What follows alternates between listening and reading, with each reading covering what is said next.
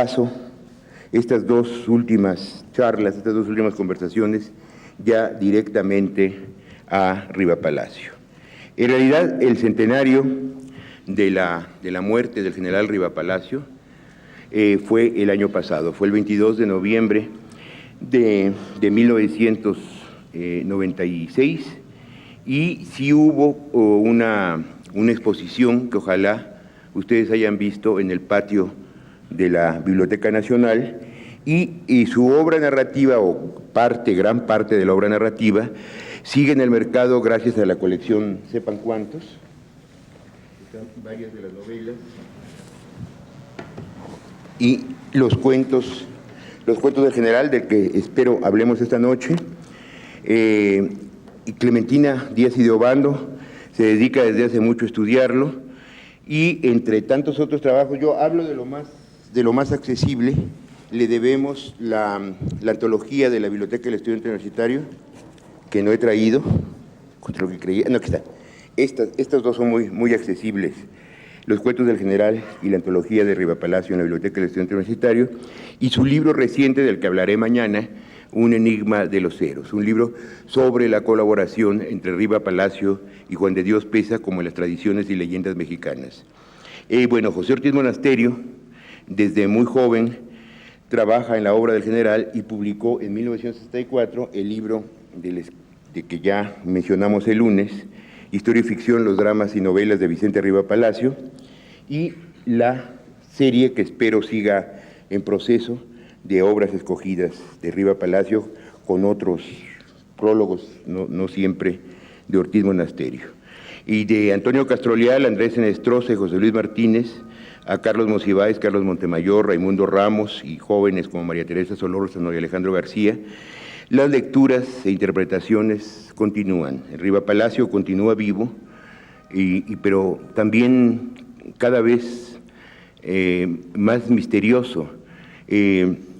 porque yo no sabía muchas cosas hasta hace unos meses, que me hizo, además, si no fuera por el autor, yo no hubiera tenido ningún acceso, gracias a la biografía que me envió Ricardo Orozco, y que digo es un libro realmente no publicado, porque estos son solo 75 ejemplares. Espero que lo recoja el Conaculta o la universidad. Entonces, me voy a basar en lo que ha hecho Clementina Díaz y de Obando y José Ortiz Monasterio, pero adicionándolo con todo lo que aporta Ricardo Orozco en esta biografía de las memorias del general, que es un libro muy académico, basado en el archivo Riva Palacio, en la biblioteca de la Universidad de Texas en Austin, pero contado en primera persona. Él decidió contarlo en primera persona como si fuera una novela. Y entonces, ayer Marcos Tonatiuh Águila me dio este libro, El liberalismo mexicano y la sucesión presidencial de 1880, dos ensayos, que tiene una interpretación muy nueva y muy interesante de Riva Palacio y del escritor en la política, aguante la política, y del problema del periodismo de oposición. ¿Qué pasa con el periodismo de oposición cuando gana el candidato de ese periódico? A proceder en desorden cronológico y decir de Riva Palacio que solo él pudo ser al mismo tiempo comandante del Ejército del Centro y héroe de la resistencia contra los franceses, y al mismo tiempo novelista folletinesco, autor de parodias y sátiras políticas. Realmente él inventa con Juan Antonio Mateos, lo que después fue nuestro sketch, la revista de sátira política, que termina, ya no lo alcanzó nadie que haya nacido después de 1940,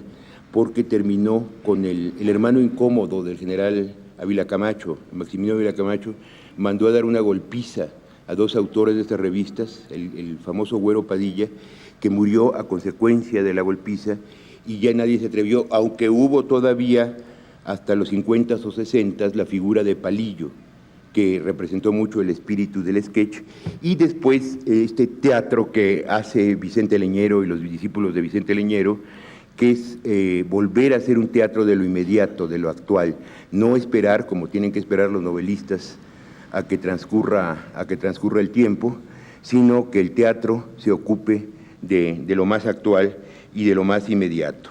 Bueno, fundó y redactó el célebre periódico El Aguizote, y fue el historiador que dirigió México a través de los siglos, que como tal, desde luego, bueno, imagínense en 100 años lo que ha avanzado la historia, ya no digamos en 100 años, sino en los últimos 10 años, pero como obra de conjunto, yo creo que no ha sido superada, si se le ve en el contexto de su época y de las ideas de la época, como se tiene que ver cualquier otra obra, y erigió la visión de la colonia dominante hasta el triunfo del neoliberalismo o neoconservatismo. Poeta popular de Adiós Mamá Carlota, que se convierte en el himno de los chinacos, es decir, es la canción de resistencia de la guerra de intervención, como los cangrejos de Guillermo Prieto lo había sido de la guerra de la Reforma. Cuando Jesús González Ortega toma la Ciudad de México, los soldados entran cantando Los Cangrejos, con letra de Guillermo Prieto, y cuando toman Querétaro, entran cantando Adiós Mamá Carlota. Y se inventó no un seudónimo, sino, como se dice en el caso de Pessoa, una heterónima, la poetisa Rosa Espino, que fue capaz de confundir incluso a la inteligencia crítica de Ignacio Ramírez, y fue en colaboración de Juan de Dios Peza, eso es lo que quiero dedicarle a nuestra última reunión, el mejor de nuestros narradores en verso y realmente el creador de la corriente todavía poco estudiada que llamamos colonialismo o virreinalismo. A lo que llaman poesía culta le dio por lo menos 2 de los mejores sonetos de la poesía mexicana, que son El Escorial y Al viento escrito cuando el presidente González lo tenía preso en Tlatelolco. Y otro dato poco conocido del general Rivapalacio es que fue realmente el organizador de la poesía mexicana. Él publicó de los años 84-86 una serie de cuadernos, una colección llamada El Parnaso Mexicano, en que por primera vez se vio la obra en una selección y prólogo muchas veces de él con algunos colaboradores, la obra de los poetas mexicanos, y después se publicó en España, en la editorial Mauchi, unos libros muy feos pero que circulaban por todo el ámbito de lengua española, una antología ya en un solo libro que se llama El Parnaso Mexicano y que se dice que hizo Juan de Dios Peza. Se preocupó como ministro de Fomento, su labor fue extraordinaria, tan extraordinaria que fue la causa de su perdición política. Fue uno de los primeros en continuar los ferrocarriles, solo había un ferrocarril grande de México a Veracruz, y además tuvo la idea de que los ferrocarriles mexicanos deberían correr de costa a costa, no simplemente unir con los Estados Unidos, con la frontera. Había la idea de su enemigo, del presidente Sebastián Lerdo de Tejada, que dijo: entre la fuerza y la debilidad, el desierto, que ha pasado más bien como entre los Estados Unidos y México el desierto, que no se construían ferrocarriles. Bueno, era imposible detener el progreso. Es como si dijéramos ahora: no queremos tener computadoras para que no entre el imperialismo. Lo que vemos con inmensa tristeza es que ese ferrocarril que iba a unir las costas todavía sigue en construcción 120 años después. Nunca se terminó el ferrocarril y ahora están desmantelando los ferrocarriles. El ferrocarril interoceánico que iba a unir Veracruz con Acapulco, creo que llega a, no sé, a Puebla o algún lugar así, pero nunca llegó a unir las dos costas. Bueno, terminó el Paseo de la Reforma y lo diseñó como lo conocemos, o sea, poner las estatuas de los héroes liberales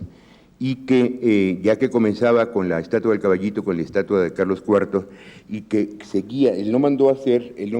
la estatua de Colón. Esa estatua de Colón la había regalado la familia Escandón, pero la puso en su lugar actual, y que siguiera con la estatua de Cuauhtémoc que él encargó, pero no llegó a verla terminada o a inaugurarla propiamente, y después debería seguir el monumento a los héroes de la independencia, que fue la columna de la independencia, inaugurada muchos años después, en 1910, ya en las postrimerías del Porfiriato por el propio general Díaz, y que asombrosamente en 1910 estaba al nivel del Paseo de la Reforma. O sea, no es que haya subido, no es que haya emergido el monumento de la independencia, es que la ciudad se ha hundido, todo eso que ven ustedes como alto, ¿no? Y afortunadamente, bueno, en un momento dado pareció que iba a ser arrasado por los entusiasmos futbolísticos, pero como los triunfos de la selección mexicana cada vez son menos, yo creo que está garantizada la perduración del monumento. Y debería seguir otra glorieta con el monumento a los héroes de la Reforma, que nunca se llegó a hacer, y por eso quedó esa glorieta que había hasta hace unos 2 años, había una palmera nada más, y que otros decían es que es el monumento al hombre invisible, por eso nadie lo ve, y terminar en Chapultepec. O sea que había un afán conciliador en levantar frente a frente las estatuas de Colón y Cuauhtémoc, que tiene que ver mucho con la idea del mestizaje, que va a ser el hilo secreto de México a través de los siglos, de esa reconciliación, y estableció el Observatorio Nacional. No había observatorio antes de Riva Palacio, y esta estatua de Enrico Martínez que vemos aquí frente a la catedral. Bueno, fue también el general que conduce a Maximiliano en Querétaro a su prisión en el Cerro de la Cruz, y el hijo del abogado a quien el propio archiduque Maximiliano escogió como defensor. Es decir, fue todo menos aquello que él hubiera querido ser, que es presidente de la República. ¿Por qué no lo fue? Eso es lo que yo no había sabido averiguar, pero queda muy claro en estos dos libros de estos dos jóvenes investigadores, en las memorias del general de Ricardo Orozco y el liberalismo mexicano y la sucesión presidencial de 1880. Bueno, Riva Palacio nació, rectifica Ricardo Orozco la fecha que siempre hemos dado como buena, en unos cuantos días nada más. Nació el 16 de octubre de 1832, perdón, el 16 de agosto. La fecha que aparece siempre, el 16 de octubre, nació el 16 de agosto de 1832, porque en el archivo de Riva Palacio, que yo creo que es uno de los archivos más nutridos de escritor mexicano alguno, que se conserva afortunadamente en la Universidad de Texas, la gran biblioteca mexicana. Si uno quiere hacer algo sobre México, tiene que ir a Texas. Como saben ustedes, el origen de esta biblioteca era la biblioteca de don Genaro García, que Vasconcelos no quiso comprar, se hubiera quedado en México, pero no quiso comprarla Vasconcelos y se fue a Texas, pero cuando menos allí está muy bien conservada y es muy funcional para consultarlo. Entonces, estos dos investigadores se han metido en el archivo de Riva Palacio, y el fruto de ese trabajo son estos dos libros. Es decir, ahí encontró una carta a su padre, don Mariano, en que dice que manda desde Tehuacán, agosto de 16 de 1862, de: querido papá, hoy cumplo 30 años, o sea que inequívocamente nació el 16 de agosto. Y la gran diferencia con Prieto es que Prieto era pobre y creció en las vecindades. Riva Palacio era todo lo contrario, era realmente lo que hoy llamaríamos un junior, porque no solo era hijo de un abogado muy notable, Mariano Riva Palacio, sino un señor muy rico que, hasta donde sabemos por los documentos que están aquí en las memorias del general, tenía haciendas en el Estado de México y en lo que hoy es Guerrero,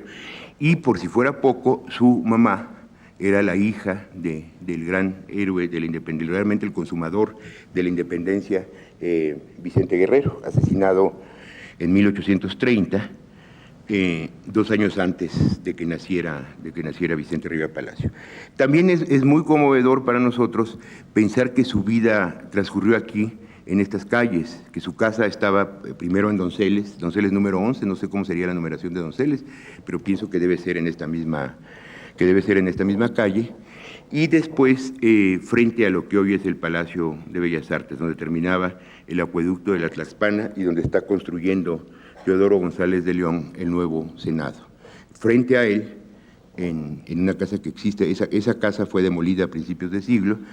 Después se alzó un edificio que se cayó con el terremoto de 1985 y ahora, después de haber sido un baldío muchos años, se está construyendo el Senado. Enfrente, en una casa antigua, pero seguramente un departamento modesto, vivía Altamirano, que yo no sabía tampoco que era primo, es decir, era de Tixtla, como Vicente, sabía por supuesto que era de Tixtla, como Vicente Guerrero y como su hija Dolores, pero no sabía que era primo también de Riva Palacio. En cambio, lo que no averigüé todavía es el misterio de un epigrama de Altamirano, prologuista de las novelas de Riva Palacio, que a mí me parece inequívocamente está escrito en contra de él. Se los voy a leer más tarde. Entonces, desde pequeño, tiene preceptores particulares que le enseñan francés, privilegios que por supuesto no tuvo Prieto, y va al colegio de San Gregorio, aquí a 2 cuadras, en el Carmen y Luis González Obregón, y entonces pues allí aprende todas las materias que le van a servir como escritor. Es un colegio, han vuelto los jesuitas, siempre fue un colegio jesuítico, y entre otras cosas aprende latín y aprende retórica, o sea, el aprendizaje, retórica en el sentido de arte de escribir y arte de convencer. Esos estudios de retórica van a ser un elemento no solo aprovechable, sino indispensable en su carrera como polemista y como satírico. Ahora, a diferencia de Prieto, que es un escritor muy precoz, ya la decisión de escribir es relativamente tardía en Riva Palacio. Él quiere, siendo estudiante, tiene 15 años cuando la invasión norteamericana en el 47, y quiere organizar una guerrilla de estudiantes de San Gregorio, pero no lo secundan sus compañeros. Porque en realidad, ahora que hemos reflexionado 150 años después sobre la invasión norteamericana, vemos que no hubo ese patriotismo ardiente, es decir, no había un país, no había una nación, no podemos exigir que lo hubiera, pero que se presentó durante la invasión norteamericana, que mucha gente dijo, qué bueno que vienen los norteamericanos para librarnos de este señor Santana, que acaben con todo, y esta es una limpia, y además este país no tiene remedio, mejor que seamos parte de los Estados Unidos. O sea, allí todo es tan paradójico que lo que nos salvó fue el racismo, porque el racismo y la división entre el norte y el sur, es decir, bueno, si absorben a México, esto no va a fortalecer a los Estados Unidos, va a fortalecer al sur, y además, ¿para qué queremos a todos estos seres extraños que van a corromper la fábrica de la democracia norteamericana? Y sí, pues se perdió medio país, y además la tierra más valiosa probablemente, como es California, y toda la ganadería. Por eso las palabras norteamericanas de ganadería tienen su origen en el español de México, y los mexicanos que se quedaron allá les enseñaron las artes de la ganadería y de la minería cuando se descubrió el oro en California. Yo supongo que el oro estaba descubierto desde mucho antes y que fue uno de los grandes incentivos de la invasión. Entonces tiene 15 años, no alcanza a combatir en eso, no alcanza a ser un héroe, y su vida hasta los 20 y tantos años, parece que va a ser algo muy normal, que él va a ser un abogado como su papá, que además es gobernador, ha sido gobernador del Estado de México, no el Estado de México actual, sino un estado inmenso que incluía lo que hoy es estado no solo el actual Estado de México, sino Hidalgo, Morelos y Guerrero. O sea, era un puesto muy importante. Y se recibe de abogado, abre su despacho, es síndico del ayuntamiento, y otra cosa que yo no sabía o no había reparado en ella es que es diputado suplente en el Congreso Constituyente del 57, pero su firma no llega a aparecer en el documento de la Constitución porque no tiene tiempo de asistir a todas todas las reuniones. Bueno, entonces viene jurada la Constitución, él apoya la designación de Ignacio Comonfort como presidente, y Ignacio Comonfort es como Maximiliano, un personaje trágico, porque es una buena persona. Las buenas personas no deben meterse en política, porque la indecisión de Comonfort es lo que provoca la guerra de la Reforma y por tanto provoca después la intervención. Resulta que los obispos y los sacerdotes dicen que quien jura la Constitución quedará excomulgado, y el gobierno dice que quien no jure la Constitución no va a tener trabajo burocrático. Y pues en el México de ese momento la inmensa mayoría de las personas eran católicas y eran burócratas. Entonces fue una cosa muy difícil de verse desgarrado en esa forma, y Comonfort era muy buen hijo, y su mamá le dijo que si aprobaba esa Constitución se iba a ir al infierno, y entonces él realmente dio un golpe de Estado, apoyándose en el general Zuluaga, que después es un general conservador, que a su vez da el golpe de Estado contra él, y queda mal con los liberales, y los conservadores nunca lo aceptan como suyo, y entonces surge el presidente de la Suprema Corte, don Benito Juárez, que se convierte en presidente, ¿no? Pero Riva Palacio aún no participa, más que como simpatizante en la guerra de Reforma. Lo que va a moverlo a él a la acción es la invasión francesa. Antes de la invasión francesa, él se ha iniciado escribiendo una serie de obras teatrales en verso con Juan A. Mateos. Juan A. Mateos, espero que así como estamos hablando hoy de Prieto y de Riva Palacio, le toque su momento a Juan A. Mateos, porque es otro personaje muy interesante, y además en el sentido de que es, como Riva Palacio, uno de los grandes autores de novela de folletín o de novela por entregas, porque José Ortiz Monasterio dice que las novelas de Riva Palacio no fueron folletinescas, en el sentido de que no se publicaron, nadie tiene en folletín, o sea, el folletín era la parte inferior de la hoja del periódico, de manera de que uno pudiera recortarla, pegarla e irla guardando. No, las novelas de Riva Palacio, como México a través de los siglos, se publicaron por entregas, en folletos que hoy llamaríamos fascículos. Otra cosa que nunca he podido averiguar es por qué ese movimiento de la novela folletinesco, de la novela de folletín, en realidad dura 4 años en México. Tiene una enorme explosión, sobre todo con las novelas de Riva Palacio y de Mateos, de 1868 a 1872, y después cesa. Sin embargo, Mateos sigue escribiendo, Mateos, que ha nacido en el 32 como Riva Palacio, sigue escribiendo hasta el fin de sus días, y hace que probablemente sea, porque el libro, como editado, o sea, mal editado por Maucci, no tiene fecha, la primera novela de la Revolución, que se llama La Majestad Caída, y es una novela crónica sobre la caída de Porfirio Díaz. Lo hace en 1911.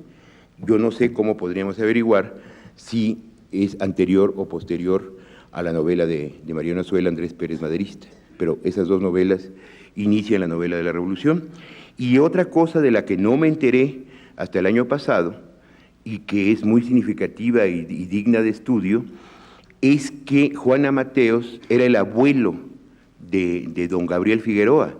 y que él alcanzó a conocerlo, y entonces como todo el cine de Gabriel Figueroa, Emilio Fernández,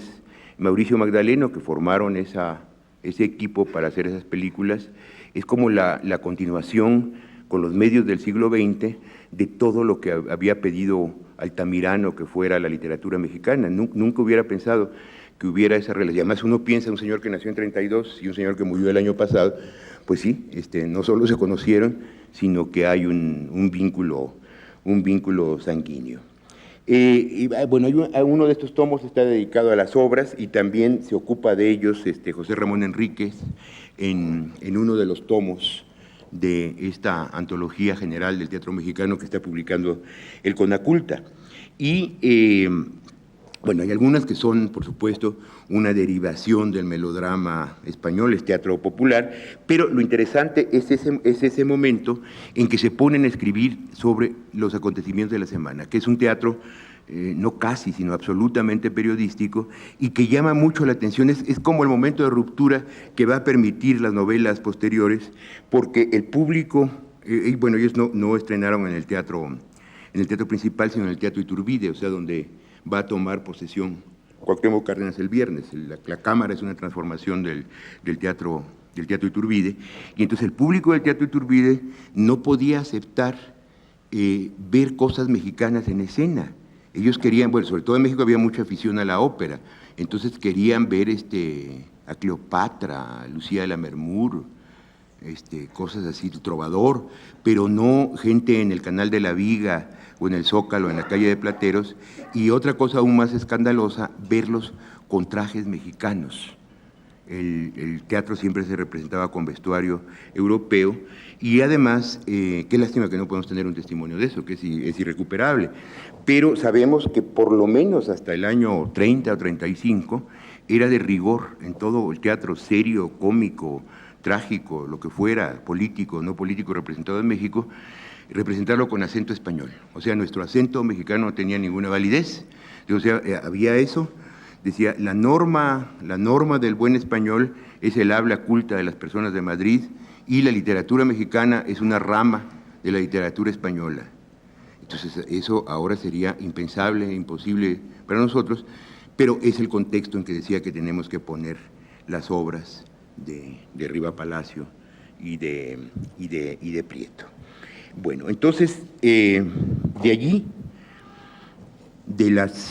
estas obras, que también es otro, Riva Palacio es un hombre como de etapas, que le interesa algo, lo hace ávidamente y después lo abandona y no lo vuelve a hacer. Nunca volverá a hacer teatro. Bueno, y nunca volverá a hacer teatro porque también él escribe, ahí está, en la dualidad de las armas y de las letras, resulta el tiempo que le dejan unas o que le dejan otras. A partir de ese momento se incorpora ya al ejército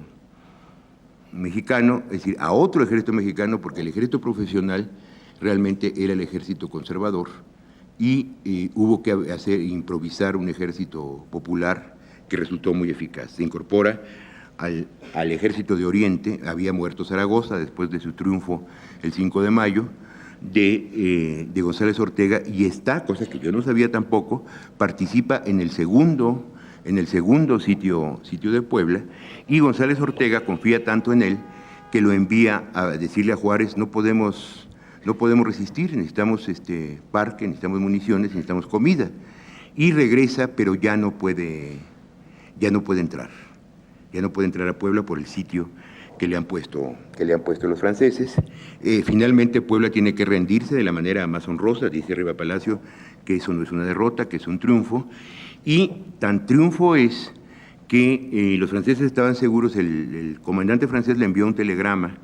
a Luis Bonaparte, a Napoleón III, en el momento que desembarcó en Veracruz, diciéndole, como los mexicanos son los últimos de los hombres, los más despreciables de los hombres, su majestad puede considerarse a partir de este momento dueño de México. Y pues fue la gran sorpresa, porque México se les convirtió realmente en el Vietnam del siglo XIX. Cada vez hubo que mandar más y más soldados, hasta que finalmente vieron que era mejor retirarse, y era el mejor ejército del mundo en ese momento, el ejército francés, el ejército que había hecho toda la campaña de Crimea, de Italia, de África, sobre todo la batalla de Solferino, que fue tan cruenta que a partir de ella se estableció la Cruz Roja. Dijo, no es posible que pase esto, vamos a establecer un organismo para los heridos, y fue la Cruz Roja. ¿Y qué pasó? Bueno, que era un ejército acostumbrado, preparado para combatir en campo abierto, y que no estaba preparado para la guerra de guerrillas. Lo mismo que le había pasado a Napoleón, al verdadero Napoleón en España, que es donde se crea la palabra guerrilla, le pasó a Luis Bonaparte en México, y las consecuencias pues fueron inmensas, porque gracias a ese debilitamiento tan grande del ejército francés, van a perder la guerra franco-prusiana, y de la guerra franco-prusiana va a surgir Alemania, va a surgir la Comuna, y pues de allí ya la Primera Guerra Mundial, la Revolución Soviética y todo lo que estamos viviendo. Me dirán ustedes, bueno, si no hubiera pasado en México, hubiera pasado en Madagascar o en Tombuctú, esta cadena de eventos realmente de historia mundial. Pues sí, sin duda hubiera pasado en Tombuctú o en Afganistán, pero pasó en México y pasó por esa invasión. Bueno, entonces, él ya no puede volver a Puebla, caen prisioneros todos los defensores de Puebla, es cuando se fuga Porfirio Díaz del convento de San Javier, la actual Benemérita Universidad de Puebla, y Juárez le encarga el ejército del centro en los estados de México y de Michoacán, y entonces bueno, eso está contado en la única novela, de sus novelas históricas, la única que es sobre su experiencia y que también es una novela muy cercana a los acontecimientos, una novela casi reportaje, casi periodística, está contado en Calvario y Tabor, y en su secretario Eduardo Ruiz, Historia de la Guerra de Intervención en Michoacán, libro publicado en 95, cuenta todo esto, y vemos qué es lo que ocurrió, por qué fue esta derrota de los franceses. O sea, Riva Palacio tomaba cualquier ciudad de Michoacán, sobre todo Zitácuaro, que fue su cuartel general, o Huétamo, no sé cómo es. Se acercaban los franceses, tomaban la ciudad, se iban los mexicanos, y en cuanto salían los franceses la volvían a ocupar. Entonces es imposible ocupar un país del tamaño de México. Piensen, por ejemplo, que Vietnam, que les causó tantos problemas a los norteamericanos, es de la extensión de Chihuahua, o Granada, quiero decir Nicaragua. Nicaragua con Sandino, Sandino estuvo durante 10 años a los norteamericanos persiguiéndolos, y Nicaragua debe ser el tamaño de Oaxaca. Entonces está muy, muy, muy difícil ocupar un país como México, y por eso realmente se desangró lo que llamaron el imperio liberal de Napoleón III. Entonces su objeto, o lo que buscó como justificación, fue hacer un imperio latino. Ahí es la invención de la palabra latino, ¿no? Es decir, bueno, ¿qué tenemos en común con los mexicanos? Pues también los romanos conquistaron España. Bueno, entonces vamos a inventar un término que sea Latinoamérica para oponerlo al Angloamérica, que frenara la expansión norteamericana. Y quiso, para revivir las glorias de su tío, hacer 3 imperios. Un imperio americano, que iba a comenzar por México, un imperio africano, Argelia, que miren ustedes hasta el día de hoy las consecuencias de esa tentativa imperial. Todo lo que pasa hoy en Argelia es verdaderamente escalofriante, y Indochina, o sea, Vietnam. Si algo ha tenido consecuencias sobre la historia del siglo XX, ha sido ese sueño imperial de Luis Bonaparte, de Napoleón III. Bueno, es muy largo, no podemos detenernos en las hazañas militares de Riva Palacio, que además pagaba era un hombre extremadamente rico, entonces pagaba a los soldados de su bolsillo, porque no podía esperar que Juárez le mandara dinero desde el Paso del Norte. Y Juárez, como todo hombre de poder, es imposible quedar bien con las personas de poder, porque si el subordinado no destaca, lo elimina, y si destaca, lo ve como un peligro y lo elimina también. Juárez no quiso darle el título definitivo de jefe del ejército del centro, y se lo dio a otro general que además había nacido en España, que se llamaba Nicolás Regules, y eso yo creo que nunca lo perdonó Riva Palacio.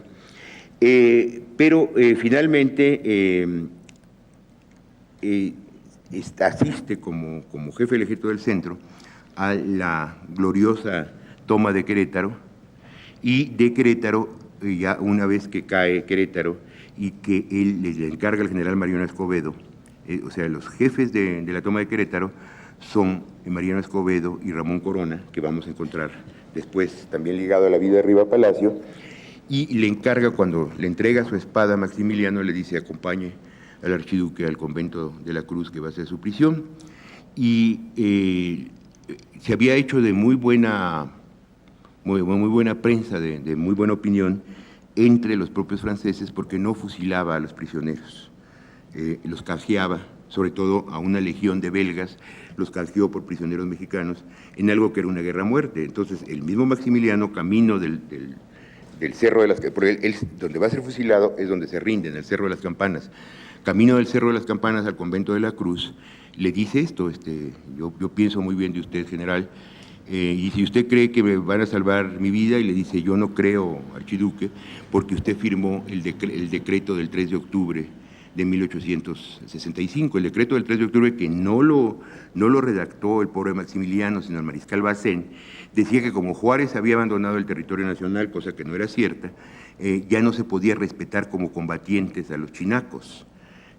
sino que eran delincuentes y que debían ser fusilados sin juicio o con juicio sumarísimo, en donde se les encontrara con las armas en la mano. Entonces, eso es lo que provocó el fusilamiento de Maximiliano. Pero Maximiliano le causa tan buena impresión Riva Palacio que debo decir que, según todos los testimonios,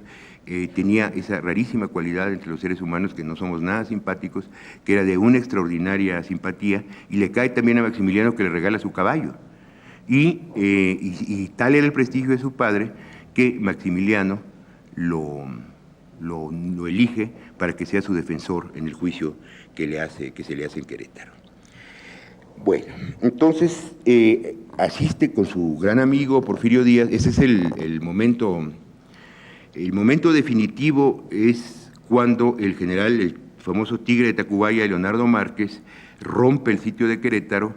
para traer refuerzos, para venir a la Ciudad de México y traer refuerzos, y entonces Porfirio Díaz ha iniciado su victoriosa campaña del sur, ha ganado las batallas de Miahuatlán y La Carbonera, y entonces no le queda más que tomar por asalto Puebla. Eso era la gran fiesta cívica del Porfiriato, el 2 de abril, cuando toma por asalto Puebla, y por tanto deja ya sin ningún recurso a Maximiliano, y además inmoviliza a Márquez dentro de la Ciudad de México y le pone sitio a la capital. Entonces viene a ayudarlo Riva Palacio, entran a México, es el gran triunfo liberal, y a partir de ese momento, pues cada uno de esos generales dice: bueno, vencimos a los conservadores y a los franceses, queremos nuestra recompensa. Y dice Juárez: pues no, yo quiero seguir siendo presidente, porque yo he sido el que ha, cosa que desde un punto de vista es cierto, ¿no? Es decir, que quizá que hubiera sido esa resistencia si no hubiera tenido como núcleo, como centro a Juárez. Y además había otra relación de mentor y discípulo con Porfirio Díaz, que había sido su alumno predilecto en Oaxaca. Entonces muy difícil, eso iba a terminar muy mal, y en efecto termina muy mal, porque Porfirio Díaz en 1871 se rebela en su hacienda de Oaxaca, proclama el llamado Plan de la Noria, y no tiene mucho éxito. Finalmente tiene que rendirse ante el nuevo presidente Lerdo, porque Juárez se salva de la perpetuidad del poder, muriendo en julio de 1872. Pero hubo continuas rebeliones contra Juárez, entre ellas una muy cruenta en la propia Ciudad de México, que se rebeló el general Miguel Negrete, otro de los héroes de los dos sitios de Puebla, se rebeló en la Ciudadela y la tomó. Otro 2 de octubre, que es una fecha, fíjense, el decreto de Maximiliano es del 3 de octubre, y el 2 de octubre de 61 viene la rebelión de la Ciudadela, y la toma en 8 o 9 horas el general Sóstenes Rocha, y mata a todos los que estaban adentro, 800 muertos en la Ciudadela de ese día. Por eso la traición tan grande de Victoriano Huerta, con Madero en 1913, que fingió durante una semana estar atacando la Ciudadela, cuando con armas mucho más primitivas lo había tomado en un momento Sóstenes Rocha. Entonces, bueno, pero todo esto habla de una inestabilidad y una violencia que explica, solo nosotros ahora podemos entender por qué la gente quería paz y orden. Si no podemos seguir viviendo así, necesitamos que haya orden en este país y que cese la violencia. Y la cosa rarísima siempre, que como en medio de este caos y desastre perpetuo que hemos vivido en México, puede haber tal florecimiento de las artes y de las letras. Porque al mismo tiempo que ocurre esto, empiezan las veladas literarias organizadas por Altamirano, que van a culminar en 1869 con la revista El Renacimiento, y que dice Altamirano, como dice Riva Palacio, no debe haber ya divisiones, vamos a construir entre todos una literatura mexicana que nos muestre a nosotros mismos quiénes somos y qué es el país. Y otra cosa importante, es decir, si no escribimos nosotros, vamos a dejarle la palabra sobre México a los escritores extranjeros, palabra que siempre va a ser condenatoria, ¿no? Entonces, y bueno, hay todo este gran movimiento de las novelas, de las crónicas, de la poesía, sobre todo en esos años. Y al morir, como decía antes, al morir Juárez, toma la presidencia Sebastián Lerdo de Tejada, que siempre había sido el vicepresidente y presidente de la Suprema Corte de Justicia. Entonces, otra cosa que no he dicho y que es muy importante, es que Juárez le había dado a Riva Palacio en 1861 el archivo de la Inquisición que estaba en el arzobispado. Entonces él maneja el archivo de la Inquisición, que es un manantial de historias, ¿no? Entonces de ella saca sus novelas, saca gran parte del Libro Rojo, que el Libro Rojo es otro libro muy interesante por muchas razones, y gran parte de lo que será su mayor obra historiográfica, el tomo de México a través de los siglos, la obra dirigida por él, dedicada al virreinato. Bueno, entonces de las novelas de Riva Palacio, la única que habla de su experiencia inmediata es Calvario y Tabor. Todas las demás son novelas que pasan en los tiempos de la Inquisición, y en el libro de Leticia Algaba, Las licencias del novelista y las máscaras del crítico, cuenta la historia de cómo fue la recepción de estas novelas, que tuvieron un éxito, bueno, concretamente Monja Casada, Virgen y Mártir, un éxito inmenso. Por lo que decíamos antes, no solo de la gente que compraba los fascículos y los ejemplares, sino de todas las personas a quienes le llegaba por medio de la lectura, pero también grandes ataques de los conservadores y de los sacerdotes, algunos muy cómicos, como un sacerdote que defendió a la Inquisición diciendo que estas novelas presentaban una visión muy injusta de la Inquisición, porque la Inquisición era tan buena que durante los tormentos se preocupaba por cubrir las partes nobles de los torturados, ¿no? Entonces, bueno, pues es realmente, como dice José Ortiz Monasterio, son novelas políticas que lo que están haciendo es difundiendo la ideología liberal, la ideología del partido triunfante, la ideología liberal. Y eso explica por qué pueden, aunque son muy divertidas de leer, pueden resultar muy farragosas para nosotros, con nuestros criterios actuales de lectura, porque no pensamos en que están dirigidas a un público que tiene por primera vez acceso a la lectura, y a la que además que no va a leer los tratados de liberalismo, que lo que pueda saber de liberalismo y de historia de México hay que dárselo por medio de un argumento novelístico, y con reglas tan estrictas como las de las actuales telenovelas, por ejemplo, de que tienen que terminar, cada capítulo tiene que terminar con un grado de suspenso para que uno compre el siguiente fascículo o siga leyendo la novela. Y además con eso que hoy sería una de las prohibiciones de la literatura actual, que es el maniqueísmo de los buenos y los malos. Los malos son absolutamente malvados y los buenos son puros y maravillosos. Ahora, también no hay que pensar que Riva Palacio está escribiendo en 97, que la gente que acababa de pasar por la experiencia de las dos guerras no quería ver la razón del enemigo, quería ver que ellos eran los buenos y que habían ganado por buenos. Y respecto a, ese es otro tema, el de las mujeres, es decir, no hay nada sino la más velada sexualidad, porque como decíamos que la mayoría del público lector estaba constituido por mujeres, a las mujeres no se les podía hablar de sexualidad porque el hombre pensaba que el hombre tiene raciocinio y puede decidir esto está bien y esto está mal, pero que las mujeres son naturaleza, están más cerca de la naturaleza, por eso son madres y que hablarles de esto era excitarlas a la perdición y al pecado. Pero aparte de esto que era lo real digamos, el ambiente, el ámbito de la recepción, piensen ustedes que hasta los 60, por ejemplo, en un país tan culto y tan civilizado como en Inglaterra, no se podía hablar en una novela de temas sexuales, y mucho menos homosexuales, porque había una ley que autorizaba que si a usted, a cada uno o cada una de ustedes, o concretamente a una o a uno de ustedes, le molestaba que eso estuviera en la literatura, podía ir al juez y el juez prohibir la circulación del libro. O sea que no pensamos muchas veces que toda literatura siempre se ha hecho en un medio muy estrecho y siempre luchando contra una censura muy fuerte. Entonces, el problema era dar esta visión del liberalismo triunfante, pero que a la vez fuera una visión conciliadora. Entonces, curiosamente, Altamirano y Riva Palacio, y que ellos sí habían luchado, sí habían arriesgado su vida, estaban a favor de la amnistía de los conservadores, como se dijo después en Francia, de los colaboracionistas. Los que no habían participado en la lucha eran los implacables que querían que le cortaran la cabeza. Y para colmo de coincidencias en esta noche, esta fue la cárcel, aquí donde estamos, esta fue la cárcel de los colaboracionistas. Aquí estaban encerrados todos los que colaboraron con Maximiliano.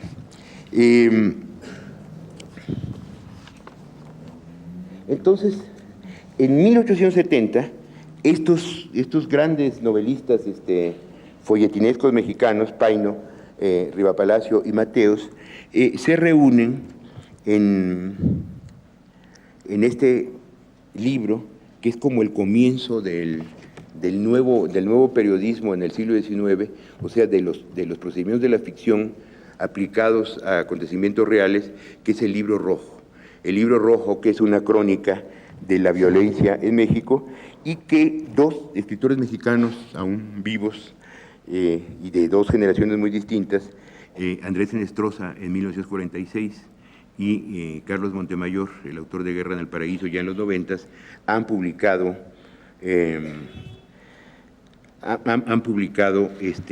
ediciones del libro Rojo. Entonces también, tanto en las novelas como en las narraciones del Libro Rojo, vemos que Riva Palacio está cumpliendo el programa de Altamirano de una literatura de lo Gramsci lo hubiera llamado nacional y popular, porque realmente la literatura de Prieto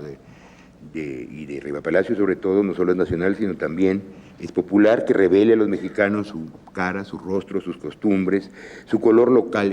Esa palabra que también hoy es peyorativa, ese término que también hoy es peyorativo, era muy importante en el siglo XIX, color local. Cada lugar es diferente, cada lugar es único y hay que mostrarlo en la literatura. Porque, por lo que insisto que pensaba Altamirano, México ha sido definido por extranjeros. No hay que dejar que nos definan los extranjeros. Nosotros tenemos que tomar la palabra sobre nosotros mismos, de la misma manera que antes los mexicanos habían tomado las armas contra los invasores. Bueno, y yo creo que en este sentido el Libro Rojo es una parte esencial de este proyecto. Su título completo, que ya no figura, es Hogueras, Horcas, Patíbulos, Martirios y Sucesos Lúgubres y Extraños acaecidos en México durante sus guerras civiles y extranjeras. Sin embargo, hay otro misterio para mí en el Libro Rojo que no figura, hay un salto. La invasión norteamericana no figura para nada en esta crónica que va de tiempos aztecas hasta el fusilamiento de Maximiliano. Bueno, fue publicado por La Orquesta, el periódico que dirigía Riva Palacio, entre septiembre de 1869 y septiembre de 71.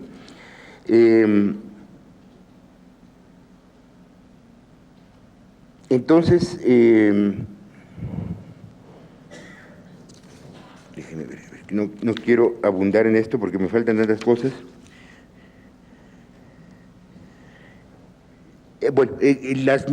Hablaba de las características aliterarias o subliterarias de la novela folletinesca, y de eso sí se aparta a Altamirano. Las narraciones de Altamirano, Clemencia, la Navidad en las montañas, son de otra índole. Él intenta escribir ficción en la prosa artística, que hasta entonces la novela era un género de entretenimiento, un género popular, un género plebeyo más que popular, dedicado íntegramente al entretenimiento con información, con adoctrinamiento. Él intenta escribir ficción en la prosa artística que hasta entonces reservaba a la historia, a la historiografía, que era la corona del arte literario. Pero me extraña también que Altamirano esté ausente del Libro Rojo. ¿Por qué Altamirano no colabora en el libro Rojo? Entonces Riva Palacio escribe en esta obra colectiva los relatos que corresponden a Xicoténcatl, Rodrigo de Paz, primer rebelde de la Nueva España, dos enjaulados de la colonia Salazar y Chirino, que dice los primeros tiranos que tuvo México después de la conquista, cita de Riva Palacio. También la caridad evangélica, los religiosos que atendieron a los indios durante una epidemia, es decir, no toda la conquista fue crueldad y barbarie. Una epidemia de 1567 que provocó miles o millones de víctimas. Pedro de Alvarado, la familia Carvajal, los judaizantes, los judíos ocultos que fueron condenados por la Inquisición, y los 33 negros que fueron asesinados por los españoles, temerosos de que en México se repitiera la rebelión de Yanga, que fue la primera rebelión exitosa de esclavos negros en toda América, antes del alzamiento de Haití, por supuesto. Y la historia del tapado, no el tapado en el sentido priista todavía, el beneficiario del dedazo, sino un misterioso personaje que se llamó Antonio de Benavides y que no se sabe quién fue, por qué vino, qué habló con él el virrey. Después el licenciado Verdad, primo de Verdad, precursor de la independencia, que también el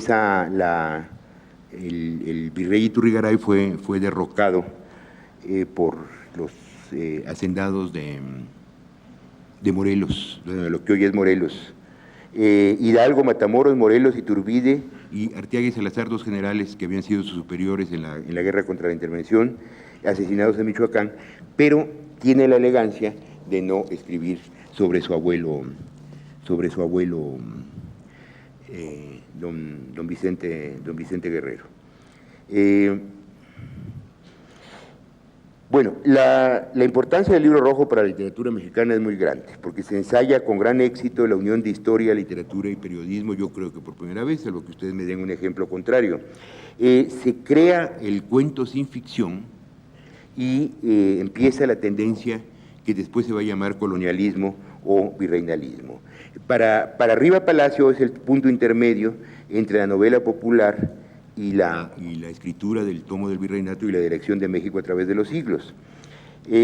Bueno, cuando a comienzos de los 80 se reclama la forma del cuento como el modelo ideal para el reportaje,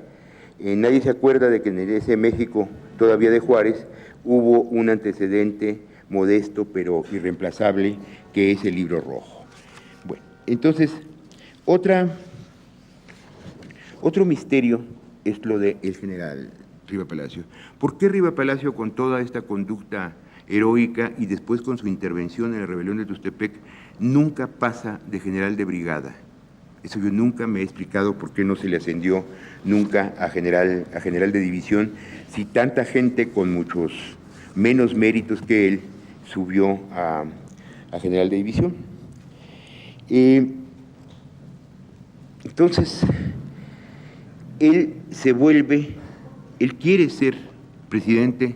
de la Suprema Corte de Justicia porque eso le asegura la vicepresidencia y en cualquier momento lo puede llevar a la silla presidencial, y Lerdo no se lo permite. Entonces él se convierte en un enemigo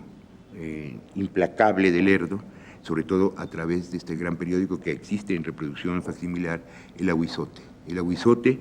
Ahuizote no solo representa el empleo del verso como sátira, sino que yo creo que funda la gran tradición mexicana de la caricatura política. Vemos, por ejemplo, que en España los periódicos españoles periódicos y revistas españoles, pues, tienen infinitamente más recursos, son muy superiores a los nuestros, pero lo que no son superiores son los caricaturistas. Los caricaturistas mexicanos son incomparables, y esta es una tradición que comienza con El Ahuizote. Tenía una gran habilidad, aquí en lo de Clementina Díaz de Obando, hay una serie de parodias que son como las que salen en el Aguizote que son verdaderamente hilarantes. La capacidad de burla y de ironía de Riva Palacio, que es otra tradición mexicana, son muy grandes. Entonces, se enfrenta al problema de que si quiere triunfar en la política, como lo que hablábamos, no sé si ayer o antes de ayer, cómo va a ser poeta. Entonces, se le ocurre inventarse, publicar sus poemas con el seudónimo de Rosa Espino. Y después Rosa Espino cobra tal fuerza que se vuelve un personaje por sí mismo y ya escribe Riva Palacio los poemas como si fueran de Rosa Espino. Y nadie, ni siquiera el mismo nigromante, que era tan inteligente, se dio cuenta de que había un juego en el mismo nombre, ¿no? Rosa Espino, las rosas tienen espinas. Y Rosa Espina, y como había muy pocas mujeres, habían tenido acceso, doña Isabel Prieto de Landázuri y alguna otra, habían tenido acceso al mundo de las letras, se convierte en un éxito arrasador. Así las asociaciones literarias la llaman para hacerla miembro o miembra,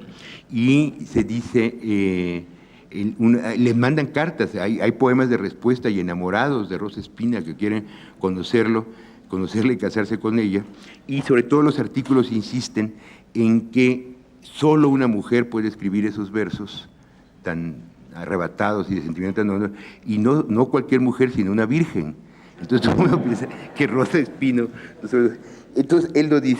dice nada. Esto no se va a revelar hasta 1885, en que su amigo,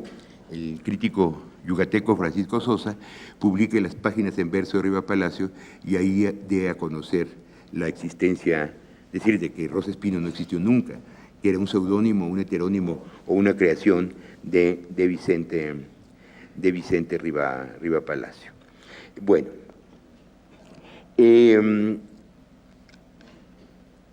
entonces tiene un éxito extraordinario el Aguizote como periódico de oposición, pero toda oposición significa apoyar a alguien, y a quien está apoyando es evidentemente a Porfirio Díaz. Bueno, entonces cuando ocurre la rebelión de Porfirio Díaz, esto sí yo lo había sospechado, pero no había encontrado la evidencia documental que está aquí, que el famoso Plan de Tustepec en gran medida fue redactado por Riva Palacio y por Irineo Paz, el abuelo de Octavio Paz, y el que crió el mote de los científicos para el grupo de Limantur. Pero entonces él participa, en las otras biografías dice participó en el Plan de Tustepec, pero yo no sabía que había participado en esa forma, al grado de que reorganiza el ejército en el centro del país, que era la zona más poblada,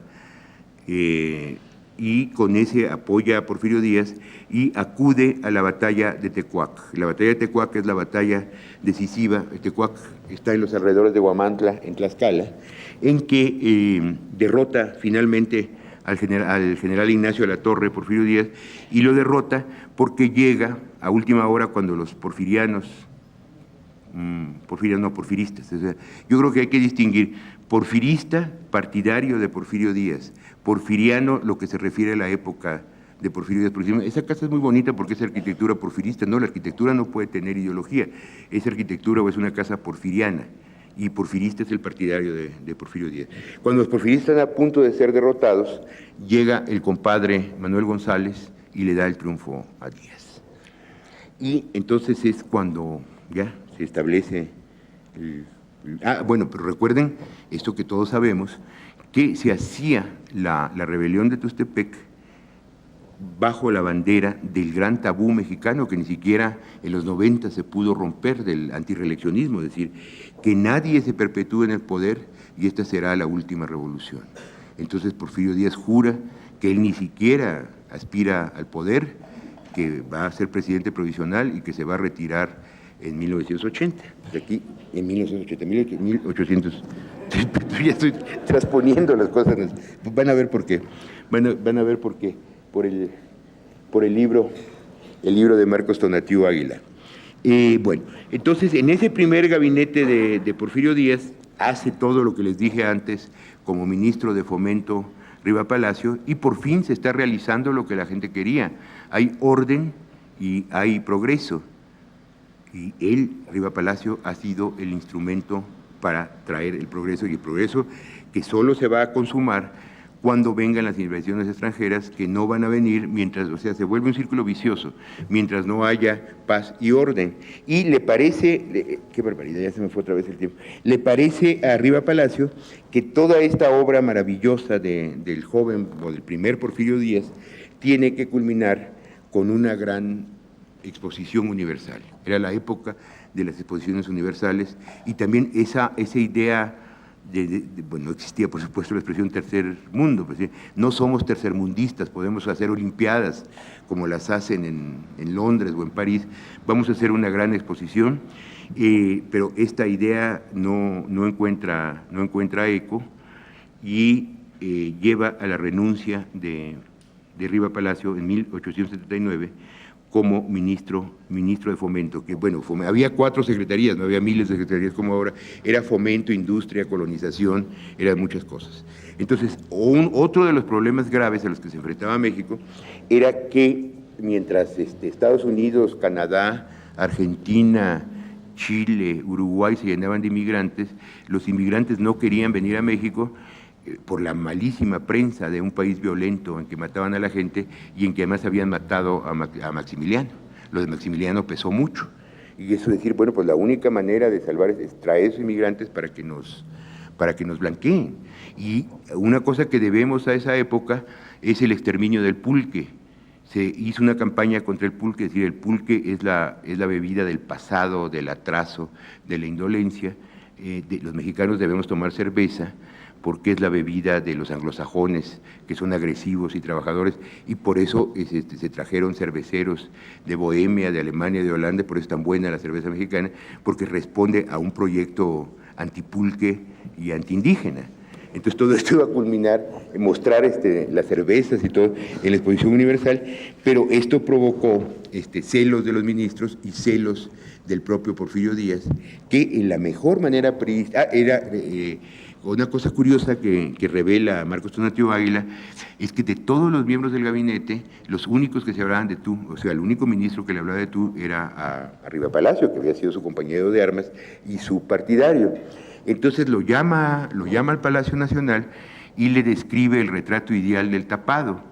Y entonces Riva Palacio está convencido de que lo está describiendo, dice, yo voy a ser el presidente en 1880, y ya cuando se está poniendo muy contento, les dice Porfirio Díaz, no, pues he decidido que sea mi compadre Manuel González.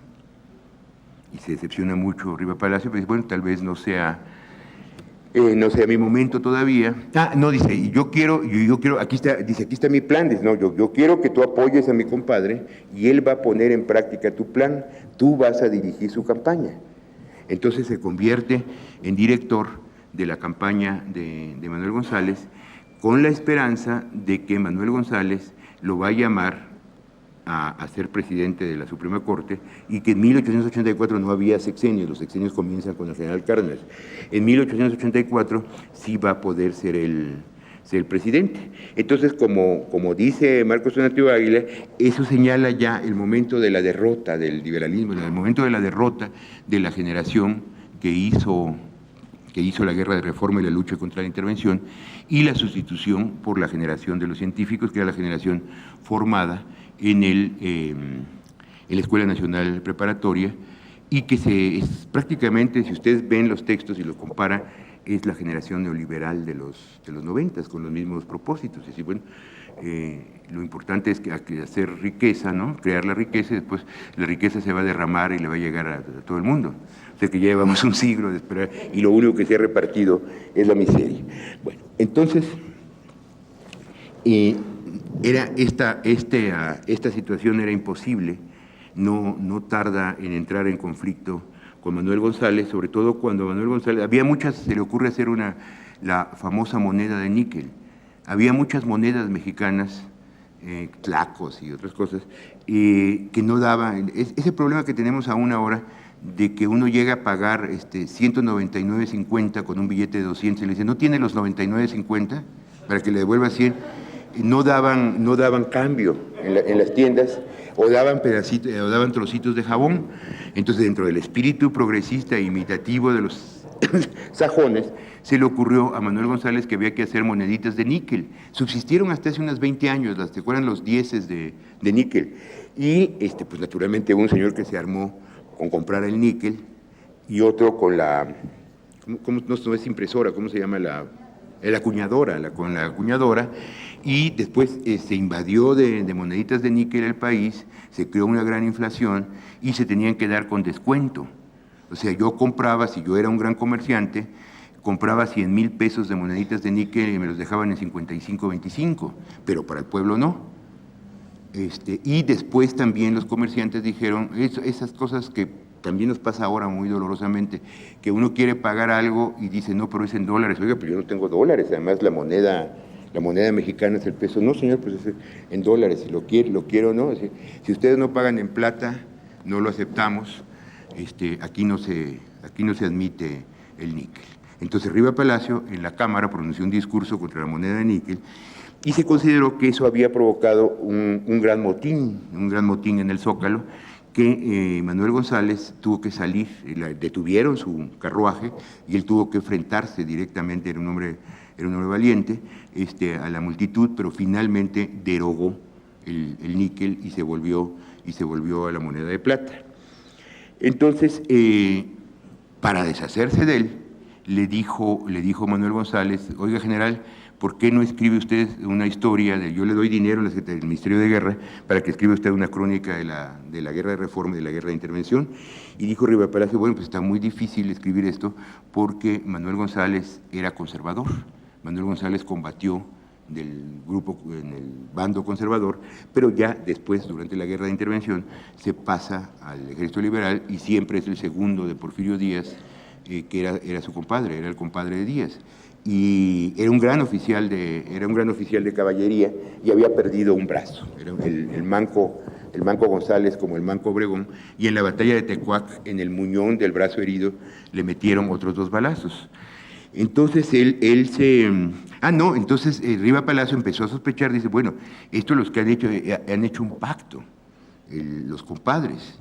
que deja la presidencia Porfirio Díaz en 80 para volver a 84. Y ahí vemos cómo la política no tiene sentimientos, porque al acercarse el año 84, Porfirio Díaz desató una campaña absolutamente feroz contra el compadre. El compadre terminó en el mayor de los desprestigios, de manera que la gente diera la bienvenida al decir, Porfirio Díaz sí sabe, él es un hombre enérgico y es honrado, no es como González. Y finalmente lo mandó a Guanajuato y después a la hacienda de Chapingo y allí murió, se dice que envenenado, que Porfirio Díaz se deshizo de todos los generales de la intervención. Entonces, una de las cosas más extrañas fue, bueno, pero me estoy adelantando. Entonces, él ve, estoy haciendo una cosa típica de Riva Palacio, es decir, no puedo escribir la historia de la intervención si no hago la historia de la reforma, no puedo escribir la historia de la reforma si no hago la historia de la invasión norteamericana, y la historia de la invasión norteamericana si no hago de la guerra de Texas, y la independencia y la colonia. Entonces, no, mejor vamos a escribir una historia de México a través de los siglos. Y como no lo puede escribir una sola persona, voy a llamar colaboradores, Chavero, Vigil, otras personas, ¿no? Pero en eso lo encierra en la cárcel de Tlatelolco, Manuel González, y allí escribe uno de sus mejores, yo traía para leérselos, pero no me da tiempo, Al viento, y escribe, gracias a la ayuda de Francisco Sosa, o sea, tiene la beca, lo que llamaron después la beca Lecumberri, para escribir, escribe la parte del virreinato de México a través de los siglos, y entonces vuelve su gran amigo Porfirio Díaz y dice, bueno, ¿qué hago con Vicente, ¿no? Vicente es un gran periodista de oposición, y además es general, es un tipo muy peligroso, y pues no lo puedo matar porque es mi amigo y es mi partidario y contribuyó a mi triunfo, entonces lo voy a mandar de ministro. No había embajadas, había ministros, o sea, delegaciones a España y Portugal, y los 10 últimos años de Riva Palacio pasan como ministro de España, pero que son muy significativos en el sentido de que había mucha hostilidad entre México y España después de la independencia, y Riva Palacio crea un ambiente tan bueno para México que permite una gran reconciliación que va a ser decisiva a partir del 98. En el 98, cuando se ve que hay una comunidad hispánica y que hay un enemigo común, que es los anglosajones. Para eso va a ser muy importante Riva Palacio. Yo quería hablar también del libro de cuentos, porque este escritor, este novelista folletinesco, tan apresurado y descuidado, hace un libro de cuentos muy cuidadosamente escrito, que realmente yo creo que el cuento mexicano, como lo entendemos actualmente, comienza con ese libro, con los cuentos del general del 1896, en que publica también su único libro de cuentos, su amigo y a veces enemigo, porque es el director de La Libertad, el periódico de los positivistas, el periódico que se llamaban liberales conservadores, Justo Sierra. Entonces estos dos enemigos políticos fundan el cuento mexicano en 1896 con esos dos libros, con